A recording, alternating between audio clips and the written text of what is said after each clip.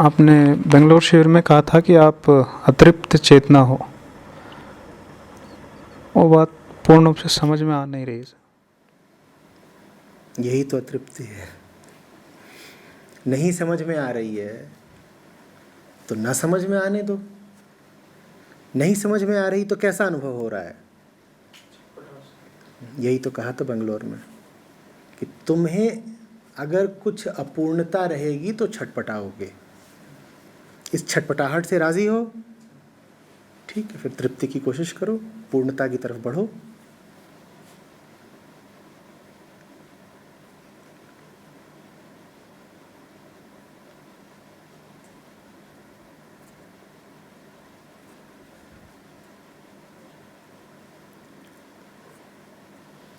इसमें जो चेतना है वो समझ नहीं आया।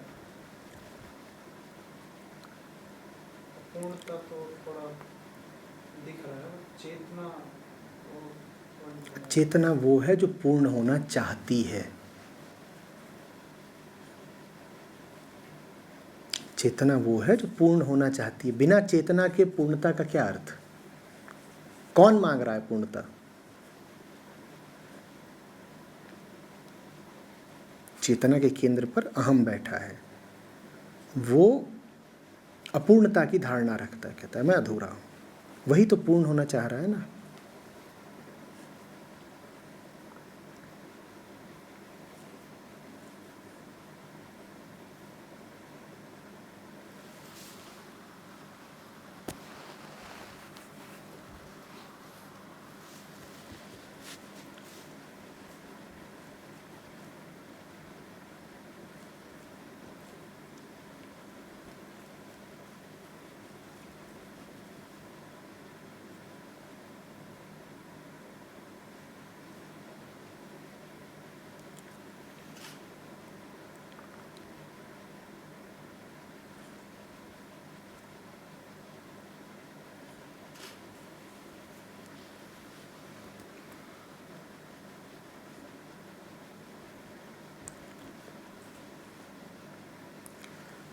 अपूर्णता खतरनाक होती है।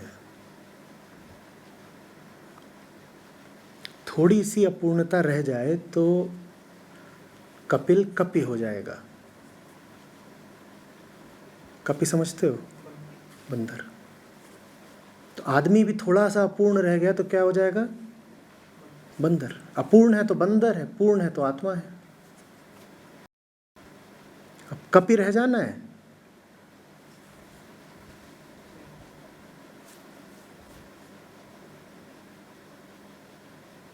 शर्मा शर्म बन जाएगी। थोड़ी सी अपूर्णता।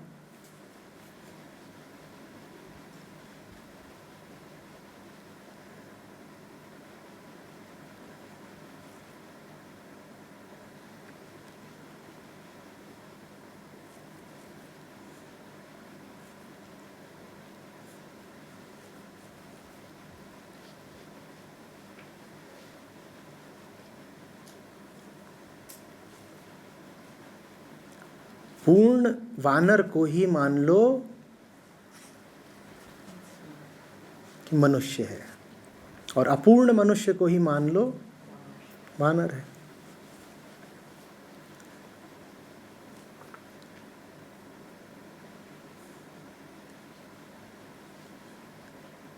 और मनुष्य अगर देह मात्र है तो वानर ही है।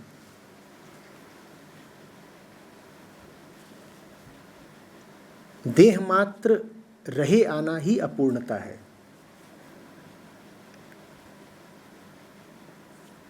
देह मात्र जी रहे हो तो तुम्हारे जीवन में पदार्थ मात्र, संसार मात्र ही होगा। यही अपूर्णता है।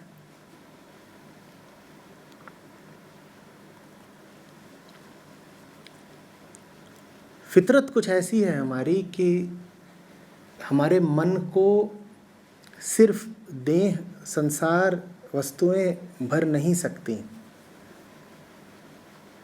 कुछ और चाहिए हमें।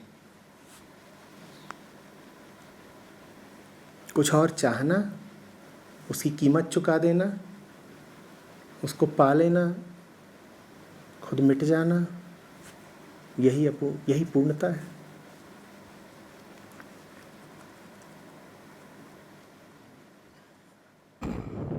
अपूर्णता अहम की एक धारणा है, मतलब ये धारणा ही है या वास्तविक भी है? क्योंकि अपूर्णता के नाते ही व्यर्थ के चीज़ों में उलझाव होता है, और अगर ये मात्र एक धारणा है तो धारणा को तो समझ से भी ख़त्म किया जा सकता है, और उसके लिए साधना का फिर क्या? समझ अगर बिना साधना के आती हो तो बहुत अच्छा। अहम स्वयं अवास्तविक है, तो अहम की धारणा कैसे वास्तविक हो जाएगी?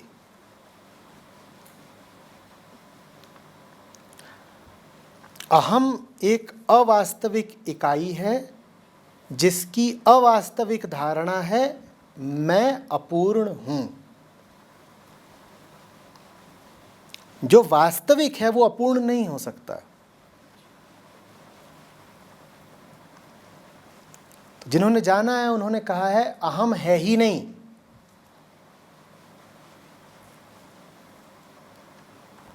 तो अहम अपूर्णता की धारणा रखता नहीं है, अहम अपूर्णता की धारणा है।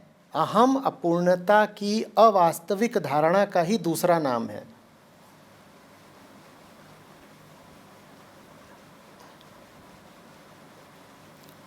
अगर तुम आत्यंतिक सच पूछोगे तो मैं कहूंगा अहम है ही नहीं। पर फिर बेंगलोर विश्रांति वाले लोग परेशान हो जाएंगे। वो कहेंगे हमें 3 दिन तक रटाया था कि तुम अपूर्ण अहम हो, और यहां इनको बता रहे हैं कि अहम तो होता ही नहीं है। तो इसीलिए मैं तुम्हें कुछ नहीं बताऊंगा। ये बात सच्ची है, असली है, पर अनुपयोगी है कि अहम नहीं है, नकली है या झूठ है। तुम तो यही मानकर चलो कि अहम है, क्योंकि तुम्हारे लिए तो यही यथार्थ है ना। अहम में जीते हो, अहम खाते हो, अहम पीते हो, अहम सोचते हो, और उसके बाद बोल दो अहम तो झूठ है, तो कुछ शोभा नहीं देता।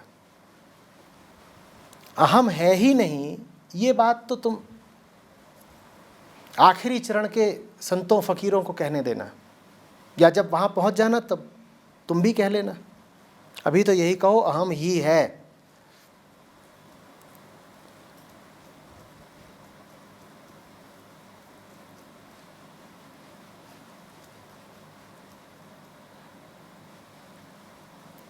मेरे लिए बड़ा मुश्किल हो जाता है ऐसे लोगों का उपचार करना जो आते ही कहते हैं देखिए अहंकार तो होता ही नहीं, अहंकार तो होता ही नहीं।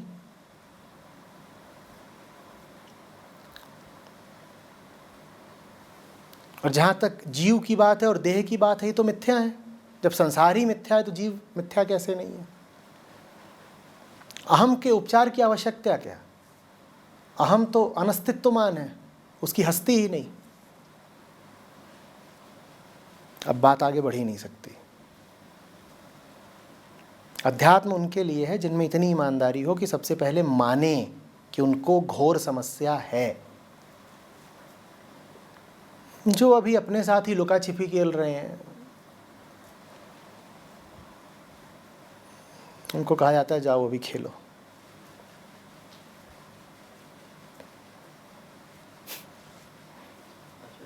पूर्णता तो दिखती है, साफ दिखती है, इसको धारणा क्यों बताया गया? बस ये तो तुम धारणा भी मत मानो ना। इनको ये मैंने थोड़ी कहा था कि तुम्हारी धारणा है ये कि तुम अपूर्ण चेतना हो। मैंने कहा तुम अपूर्ण चेतना हो। तुम भी यही मानो मैं अपूर्ण चेतना हूं। वो बिल्कुल ठीक है, शुरुआत करने के लिए बिल्कुल उपयोगी बात है।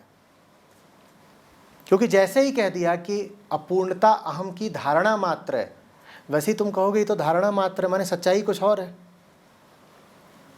लो तुम्हें मिल गया खुला दरवाज़ा सटक जाने को। तो नहीं, धारणा भी नहीं है। अपूर्णता अहम का यथार्थ है।